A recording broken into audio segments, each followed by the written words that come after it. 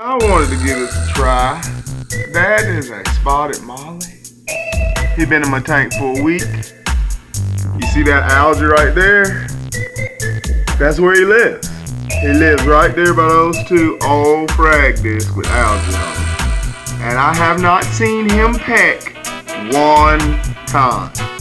I don't care about the internet hate. I'm telling you what I have experienced through my own scientific study. More like bro science, but still my point is, I have yet to see that fish in 1 week peck any algae. So this myth that mollies clean algae, maybe if you put a molly in the tank and don't feed the molly and it starts starving, you know, animals do what they gotta do. That's my only guess, is that might be what happened. I have algae, it doesn't look green because my lights are so blue. It's purple when I pull this camera away, but yeah.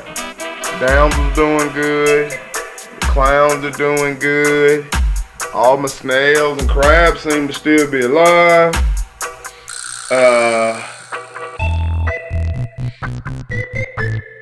Yeah, that's it. I got a fire goby and another goby, and they don't show their face often, but yet again, they're all fine. I had 2 mollies, one died. The other one that died, he didn't die from eating algae. I don't know what to say. I would just say debunked. I'll try black molly and maybe one of them orange ones, and then I'll really be done with this. I figure they don't cost very much. It's worth a try. It's better than me putting my arm in there with a toothbrush and scrubbing all day. Let the molly do the work. So I'll try to give it a shot because the molly is way cheaper than the tank. Easier to keep too. So I'll get back with you guys. Until then, don't get a molly for your reef. I'm out.